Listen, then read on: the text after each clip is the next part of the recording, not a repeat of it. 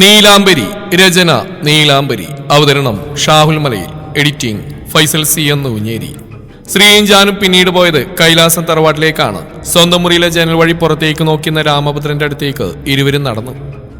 രാമച്ച പെട്ടെന്ന് പുറകിൽ കേട്ട ഗാംഭീര്യം നിറഞ്ഞ വിളിയിൽ രാമഭദ്രൻ ഞെട്ടിത്തിരിഞ്ഞു നോക്കി. പുറകിൽ നാഥുമേനോനെ കണ്ടതും അയാൾ പ്രേയത്തെ കണ്ട പോലെ ഒന്നുകൂടെ ഒന്ന് ഞെട്ടി. ഒരിക്കൽ കൂടി കണ്ണു ചിമ്മി തുറിച്ചു നോക്കി അയാൾ. നാഥല്ല, ജാനാണ്. ശേഷം പെട്ടെന്ന് തന്നെ തന്റെ സ്ഥായിയായ ഭാഗത്തിലേക്ക് തിരികെ വന്ന അയാൾ. വാവ്, രാമച്ചന് ഞെട്ടാനൊക്കെ അറിയാലോ. അപ്പൊ ഇത്രയും നാൾ ഈ നിർവികാര ജീവിയായതൊക്കെ വെറും അഭിനയം മാത്രമായിരുന്നോ? അതോ ഇപ്പൊ പെട്ടെന്ന് ഏതാണ്ടൊക്കെ ഓർമ്മ വന്നോ? പരിഹസിച്ചുകൊണ്ട് ശ്രീ അയാൾക്ക് ചുറ്റൊന്ന് കറങ്ങി. മമ ഹറിയ പ്ലീസ്, പെട്ടെന്ന് എത്തിയാകാമെന്ന് നീലാംബരിക്ക് പ്രോമിസ് ചെയ്തിട്ട് ഞാൻ വന്ന്. So please. തന്റെ വാച്ചിലേക്ക് നോക്കി പറഞ്ഞുകൊണ്ട് വീണ്ടും പാന്റിന്റെ ഇരുപോക്കിലും കൈ കടത്തി അവനങ്ങനെ നിന്നു. ഓ സോറി ഉണ്ണിക്കിട്ടാ, ഇപ്പൊ കഴിയും. അപ്പൊ എങ്ങനെയാ രാമച്ചനാരൊന്ന് പിടിക്കുക? എനിത്തിങ് ഫോർ യു മമ്മ. ഒരു ചിരിയോടെ പറഞ്ഞുകൊണ്ട് രാമഭദ്രനെ ജാൻ തന്റെ ബലിഷ്ഠമാർന്ന കൈകളിൽ ഒതുക്കി. ആ നിമിഷം കൊതരാനൊരു ശ്രമം നടത്തിയ രാമഭദ്രൻ അപ്പോഴേക്കും ശ്രീ തന്റെ കയ്യിലിരുന്ന മെഡിസിൻ അയാളുടെ ഞരമ്പിലൂടെ ഇഞ്ചെക്ട് ചെയ്ത് കഴിഞ്ഞിരുന്നു. ഇനിയുള്ള കാലം രാമച്ചൻ ബെഡിൽ റെസ്റ്റ് എടുത്തോളൂ. ഓ, ഞാൻ മറന്നുപോയി, രാമച്ചൻ എക്സ്പീരിയൻസ്ഡ് ആണല്ലോ. കുറെ കാലം കിടന്നല്ലേ.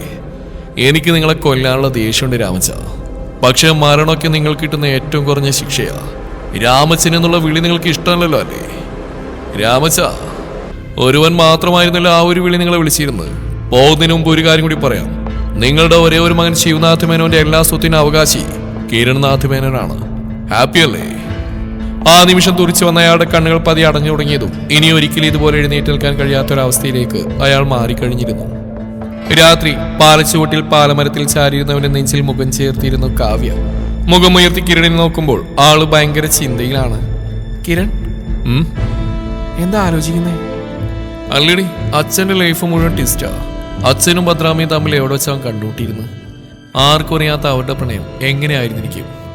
സ്വന്തം പെണ്ണിനും ജനിക്കാൻ പോകുന്ന കുഞ്ഞിനും വേണ്ടി പ്രാണം ത്യജിക്കാൻ തയ്യാറായ അച്ഛനെ പോലെ ഒരാളെ ഉപേക്ഷിച്ചു പോയ എൻ്റെ അമ്മയോർത്ത് എനിക്ക് സാധാരണ മാത്രമേ തോന്നുന്നത്. നാഥുമേനോന്റെ സ്നേഹം ലഭിക്കാൻ ആ സ്ത്രീക്ക് ഭാഗ്യമില്ല, യോഗ്യതയില്ല. ഇനിയൊരു ജന്മം കൂടി ഉണ്ടെങ്കിൽ എനിക്ക് ഭദ്രയുടെയും നാഥുമേനോന്റെയും മകനായി ജനിച്ചാൽ മതി. ഒപ്പം കുഞ്ഞനുജത്തിയായി എന്റെ നീലാംബരി. ദുഷ്ടം, അപ്പൊ ഞാനോടാ? അയ്യേ, അടുത്ത ജന്മങ്ങളിൽ എനിക്ക് വേറെ ഏതെങ്കിലും നല്ല പെൺപിള്ളേരെ കിട്ടിയാൽ മതിയായിരുന്നു. ഓ, ഇരു കൈയുമേർത്തി മുകളിലേക്ക് നോക്കി പറയുന്നവനെ കാവ്യ ചുണ്ടുകൂർപ്പിച്ച് നോക്കി. കിട്ടണം, എനിക്ക് ഇതന്നെ കിട്ടണം. അതെ, ശ്രീയമ്മ പറഞ്ഞ ഓർമ്മയുണ്ടല്ലോ, ഈ തറവാടായിട്ട് എനിക്കൊരു കുഞ്ഞു ബന്ധമുണ്ട്, അറിയാലോ. ഭദ്രാമയുടെ വയറ്റിൽ നീലാംബരി ഉള്ളപ്പോൾ തന്നെ ഞാൻ അവൾ നേരിക്കേണ്ടതാ.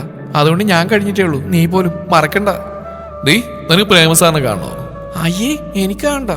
എൻ്റെ അമ്മയെ ഉപേക്ഷിച്ച് മറ്റൊരുത്തിയുടെ പണവും ജോലി മോഹിച്ചു പോയ അയാളെ എനിക്കെന്തിനാ? അയാൾ കാരണം അമ്മയ്ക്ക് ആ രാമനെ കെട്ടേണ്ടി വന്ന്. പിന്നെ പറയാനുള്ളത് ആ ബന്ധത്തിൽ എൻ്റെ കാത്തി ജനിച്ചു എന്നുള്ള. അതും ദൈവം തിരികെ എടുത്തില്ലേ, പോട്ടെ. അതുകൊണ്ടേക്കാവും എനിക്ക് നിന്നെ കിട്ടിയത്. എൻ്റെ ലോകിനി നീ മാത്രമാ കിരൺ. നിന്റെ ഈ നെഞ്ചിലിങ്ങനെ മരണം വരെ ഇരിക്കണം എനിക്ക്. ഓ, അപ്പൊ നീ എന്റെ തലയിലായെന്ന് സാരം. കണ്ണു കൂർപ്പിച്ച് നോക്കുന്നവളുടെ ചൊടികളെ ഒന്നാകെ വിഴുങ്ങിയവൻ. കാവ്യയെ കൈകൾ കോരിയെടുത്ത് ഗോവണി കയറുമ്പോൾ കിരണിന് അവളോട് അടക്കാനാവാത്ത പ്രണയം മാത്രമായിരുന്നു. കിരണിന്റെ സ്നേഹം ഏറ്റുവാങ്ങിയ ശേഷം അവനിലേക്ക് അവൾ പടർന്നു കയറി. അവൾ പകർന്നു കൊടുക്കുന്ന അനുഭൂതിയിൽ പിടയുന്നവന്റെ പുലമ്പലുകൾ അവൾക്ക് ആവേശമായിരുന്നു. പെട്ടെന്ന് ആരോ മുറിയുടെ വാതിൽ തുറന്ന് എടുത്തിയാടി ഓടുന്നതാണ് കിരൺ പുതപ്പ് മാറ്റി താഴേക്ക് നോക്കി. കാവ്യ അവിടെ ഇല്ലെന്ന് കണ്ടതും കിരൺ ചാടിപ്പിടഞ്ഞ് എഴുന്നേറ്റു. അയ്യോടി കാവ്യ, എന്തു പറ്റിയടി? നിലത്തിടുന്ന ട്രാക്ക് പാനും വലിച്ചു കയറ്റി കിരൺ കാവ്യക്ക് പുറകെ ഇറങ്ങി ഓടി.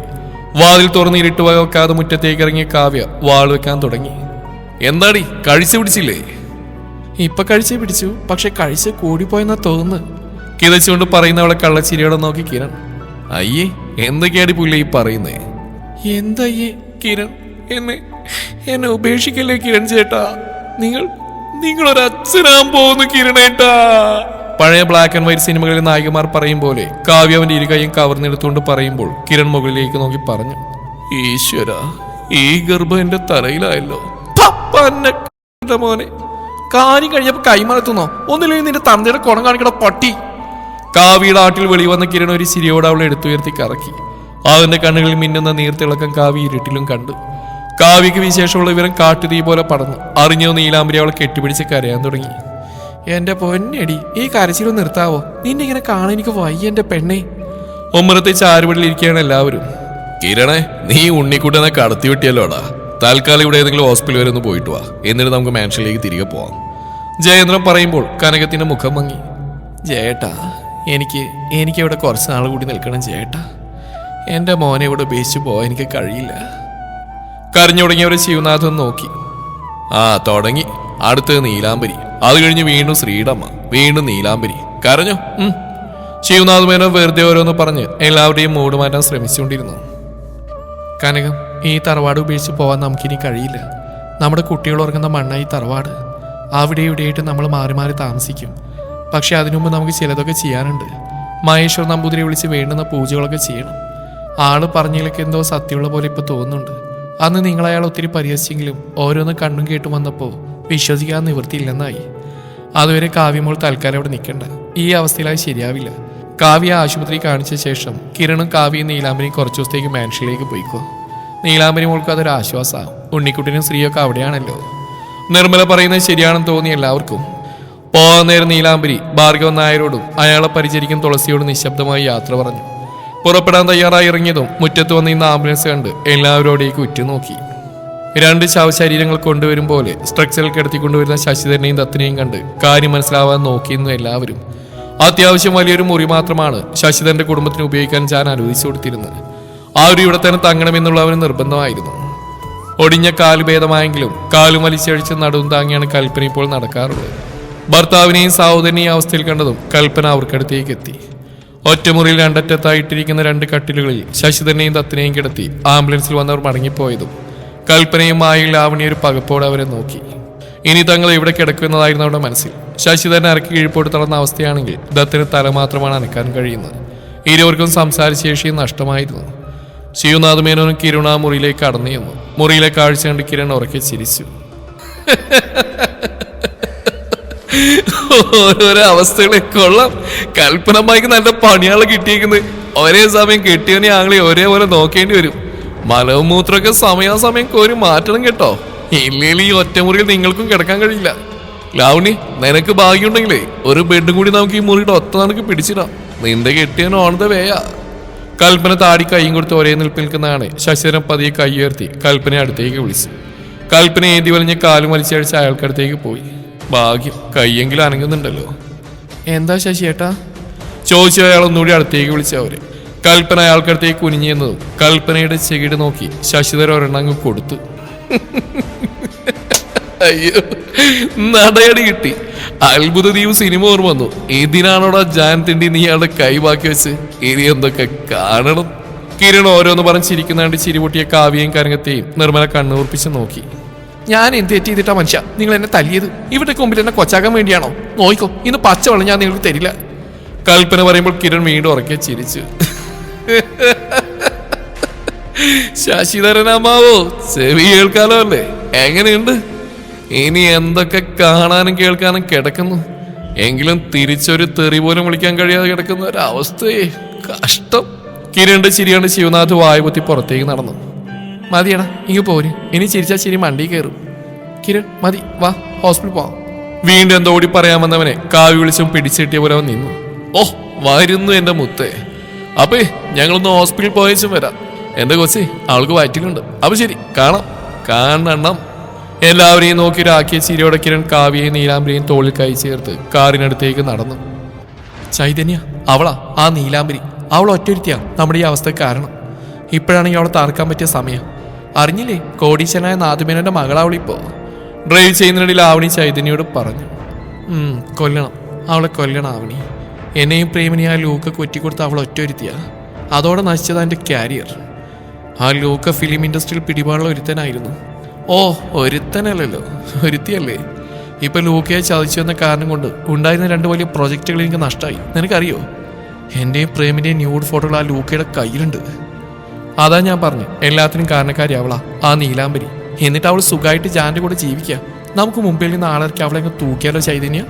പറഞ്ഞു നാ വായിലേക്ക് ഇട്ടില്ല. പെട്ടെന്ന് മറ്റൊരു വാഹനം ആവണി ഡ്രൈവ് ചെയ്തിരുന്ന കാർ മുമ്പിലായി വന്നു നിന്നു. അതിൽ നിന്ന് ഗുണ്ടകളെന്ന് തോന്നിക്കുന്ന 4-5 പേര് പുറത്തേക്ക് ഇറങ്ങി. ഇവന്മാർക്ക് ഏതാവണി? ആ, എനിക്കറിയില്ല. പറഞ്ഞു കഴിഞ്ഞില്ല. ഗുണ്ടകൾ അവർക്ക് നേരെ തോക്ക് ചൂണ്ടി കാറിൽ നിന്ന് പുറത്തേക്ക് ഇറങ്ങാൻ ആവശ്യപ്പെട്ടു. ഇരുവരും ഭയത്തോടെ പുറത്തേക്ക് ഇറങ്ങി. നിങ്ങളൊക്കെ ആരാ? ആവണി ഒരു പകപ്പോടാവന്മാരെ നോക്കി ചോദിച്ചു. ചൈതന്യ ഏതാണ്ട് അതേ അവസ്ഥയിൽ തന്നെയായിരുന്നു. അവരുടെ മട്ടും പാവും ലുക്കും ഒക്കെ കണ്ടപ്പോൾ നോർത്ത് ഇന്ത്യൻസ് ആണെന്നുള്ള ഇരുവർക്കും മനസ്സിലായി. കൂട്ടത്തിൽ മലയാളി എന്ന് തോന്നിയ വിധത്തിൽ ഒരുവൻ മുന്നിലേക്ക് വന്നു. ഇതിൽ ആവണി ആരാ? മുന്നോട്ട് വന്നവൻ ചോദിച്ചു. ആവണിക്ക് ഇത് തനിക്കുള്ള കൊട്ടേഷനാണെന്ന് ബോധ്യമായി. ആവണി ചൈതന്യക്ക് നേരെ വിരൽ ചൂണ്ടിക്കൊണ്ട് പറഞ്ഞു, ഇവളാ ആവണി. ചൈതന്യ അമ്പരപ്പോടെ ആവണിയെ നോക്കി. നിന്ന നിൽപ്പിൽ പണിയെന്നവളെ കാണെ ചൈതന്യ അവൾ തുറിച്ചു നോക്കിയ ശേഷം അയാളോട് പറഞ്ഞു, എന്നെ കണ്ടിട്ട് നിങ്ങൾക്ക് ആരാണെന്ന് മനസ്സിലാവുന്നില്ലേ? ഞാൻ സിനിമാ നടി ചൈതന്യമേനനാ. അയാൾ ആവണി നോക്കിയത് ചിരിച്ചു.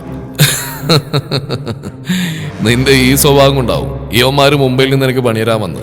എന്തായാലും പണി വാങ്ങിക്കൂട്ടി മോള് പോയിക്കോ. എന്തു പണി? ഭയത്താൽ ആവണിയുടെ ശബ്ദം പോലും വിറച്ചുപോയി. ചുറ്റിലും തോക്കും പിടിച്ച ഗുണ്ടകൾ. അതൊക്കെ പറയാം, ആദ്യം ഞങ്ങൾ വന്ന കാര്യം ഭംഗിയായിട്ട് അങ്ങ് ചെയ്യട്ടെ.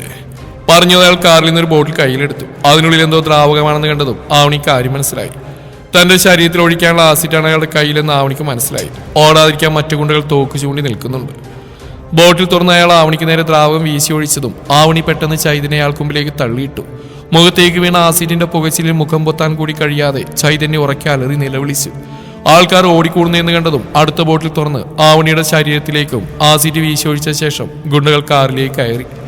നിലത്തി കിടന്ന് ഉരുണ്ടു കയറിയുന്ന ആവണിയുടെ മുമ്പിൽ ആ കാറിന്റെ കോ ഡ്രൈവർ ഡോർ ഗ്ലാസ് താഴ്ത്തപ്പെട്ടു. അതിനുള്ളിലിരിക്കുന്ന പ്രായം ചെയ്യുന്ന ഒരു മനുഷ്യനെ കണ്ടതും ആവണി ആ വേദനയ്ക്കിടയിലും ഭയത്തോടെ അയാളെ നോക്കി. മുകേഷ് ശർമ്മ?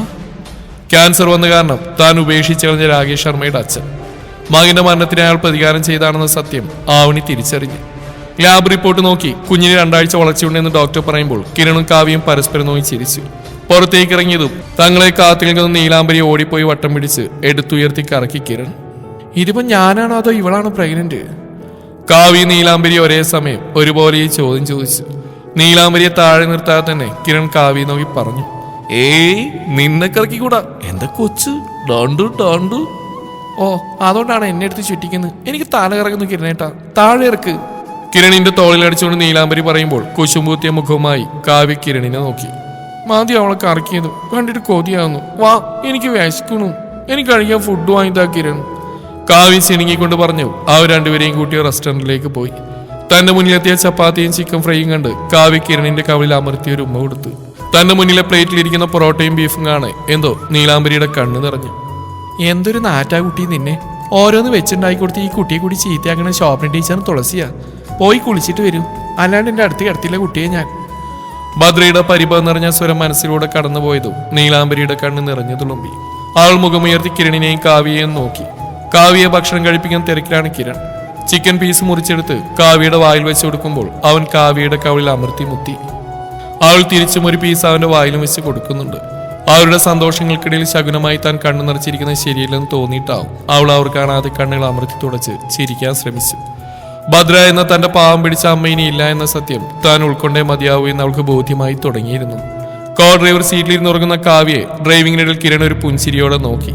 പുറകിൽ സീറ്റിൽ കിടന്നുറങ്ങിയാണ് നീലാംബരി. കിരൺ കാവ്യയുടെ വയറിൽ പതിയെ കൈ ചേർത്തു. സമയം രാത്രി 11 മണിയോട് അടുത്തിരുന്നു. പെട്ടെന്നാണ് അവന്റെ മുമ്പിൽ ഒരു കാറ് ചീറിപ്പാഞ്ഞു വന്നത്. ആ വണ്ടിയുടെ കണ്ണഞ്ചിപ്പിക്കുന്ന വെളിച്ചത്തിൽ കിരൺ കാറ് വേഗം വെട്ടിച്ചു മാറ്റി. ഒരു നിമിഷത്തേക്ക് കാറിന്റെ നിയന്ത്രണം കൈക്കൊള്ളിൽ നഷ്ടമായെങ്കിലും അവൻ പെട്ടെന്ന് തന്നെ സ്റ്റിയറിംഗ് നിയന്ത്രിച്ച് അവിട്ടി നിർത്തി. അമ്മാ! പുറകിൽ സീറ്റിൽ കിടന്നുറങ്ങിയ നീലാംബരി സീറ്റിനിടയിലേക്ക് വീണുപോയി. കാവ്യ ഞെട്ടി കണ്ണുകൾ വലിച്ചു തുറന്നു. എന്താടാ? ഒരു പകപ്പോടെ കാവ്യ ചോദിക്കുമ്പോൾ കിരൺ ഇരുവരെയൊന്ന് മാറി മാറി നോക്കി. മോളെ നീല, നീ ഓക്കെ അല്ലേ? ഒരു കാറ് വട്ടം വെച്ചാ നോക്കട്ടെ. വേണ്ട കിരൺ, നമുക്ക് പോവാം, പേടിയാവുന്നു, ഈ വണ്ടി എടുക്ക്. പകപ്പോടെ ചുറ്റും കണ്ണുവായിച്ച് കാവ്യ പേടിയോടെ പറഞ്ഞു. രാത്രി വിജനമായ വഴിയിൽ തങ്ങൾ ആക്രമിക്കാൻ വന്ന കാറിലേക്ക് കിരണും തിരിഞ്ഞു നോക്കി.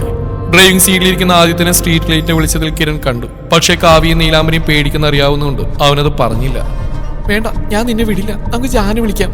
ജാൻ വരുന്നവരെ നമുക്ക് കാറിൽ നിന്ന് ഇറങ്ങേണ്ട കിരൺ, പ്ലീസ്, പേടിയാവുന്നടാ. കിരണിന്റെ കയ്യിൽ ചുറ്റിപ്പിടിച്ചുകൊണ്ട് കാവ്യ കരഞ്ഞു തുടങ്ങി. ശരിയാ കിരണേട്ടാ, ഉണ്ണിയേട്ടന് പെട്ടെന്ന് ലൊക്കേഷനായി കിരണേട്ടാ. ഇനി ആ കാറികേന്റെ ഗുണ്ടകളോ മറ്റാണെങ്കിലോ നമുക്ക് കാറിൽ തന്നെ ഇരിക്കാൻ കിരണേട്ടാ. നീലാംബരി പറഞ്ഞു കഴിഞ്ഞതും ആദിത്യന്റെ കാർ ചീറിപ്പാഞ്ഞു വന്ന് കിരണിന്റെ കാറിലേക്ക് ഊക്കോട് ഇടിച്ചിരുന്നു. മുന്നിലേക്ക് അല്പദൂരം നിരങ്ങി നീങ്ങിയ കാറ് ഏത് നിമിഷം അടുത്തുള്ള നദിയിലേക്ക് വീഴുമെന്ന് മനസ്സിലാക്കിയതും കിരൺ ഇരുവരോടും കാറിൽ നിറങ്ങാൻ ആവശ്യപ്പെട്ടു.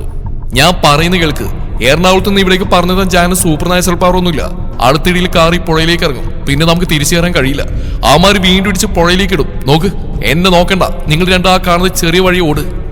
എന്നെ ആ പട്ടികളൊന്നും ചെയ്യാൻ പോകുന്നില്ല. പറയുമ്പോഴും ഇടയ്ക്കിടയ്ക്ക് കിരൺ കാവ്യയുടെ വയറിലേക്ക് ആകുലതയോടെ നോക്കിക്കൊണ്ടിരുന്നു. അവരെന്തെങ്കിലും ചെയ്യുന്നതിന് മുമ്പ് തന്നെ ഡോർ ഗ്ലാസിൽ കൊട്ടുന്ന ശബ്ദം 3 പേരും കേട്ടു. പുറകിൽ നീലാംബരിയുടെ ഇരുവശങ്ങളിൽ നിൽക്കുന്ന ആദിത്യനെയും കാർഗിനെയും കണ്ട് 3 പേരും ഒരുപോലെ പകച്ചു. കാവിരിക്കുന്ന വശത്തായി മുകുന്ദനുണ്ടെന്ന് കണ്ടതും കിരൺ വേഗം ഡോർ തുറന്ന് പുറത്തേക്ക് ഇറങ്ങി ഡോർ അടച്ചു. അയ്യോ കിരൺ! കാവ്യ കരഞ്ഞുകൊണ്ട് ഡോറിന്ന് പുറത്തേക്ക് ഇറങ്ങി. പുറകിലെ ഡോർ തുറന്ന് നീലാംബരിയെ പുറത്തേക്ക് ഇറങ്ങി. അവനെ ഒറ്റയ്ക്ക് വിട്ടുകൊടുക്കാൻ അവർ തയ്യാറില്ലായിരുന്നു. നീലാംബരി ഇറങ്ങിയത് ആദിത്യൻ അവിടെ കയ്യിൽ പിടിച്ചു വലിച്ച് അവനോട് അടുപ്പിച്ചു. കാവ്യ മുകുന്ദനെ തള്ളി മാറ്റി ഓടിച്ചെന്ന് കിരണിന്റെ വയറിലൂടെ ചുറ്റിപ്പിടിച്ചു. ആദിത്യ, മര്യാദയ്ക്ക് എന്റെ കൊച്ചിനെ വിട്ടോ, നിനക്കെന്നെ ശരിക്കും അറിയില്ല. കാവ്യ മാറ്റിയത് കിരൺ അലറിക്കൊണ്ട് മുന്നോട്ട് കുതിച്ചു. മുകുന്ദൻ കിരണിന് നേരെ കൈവീശി. വീശിയ കൈക്ക് പിടിച്ച് മുകുന്ദനെ തിരിച്ചെടുത്ത് കിരൺ അവന്റെ നട്ടുവിന് നോക്കി ചവിട്ടി. നിനക്ക് കിട്ടിയൊന്നും പോരടാ പന മോനെ. പക്ഷെ പുറകിലൂടെ വന്ന കാറ് കയറി കയ്യിൽ കരുതി വടികൊണ്ട് കിരണിന്റെ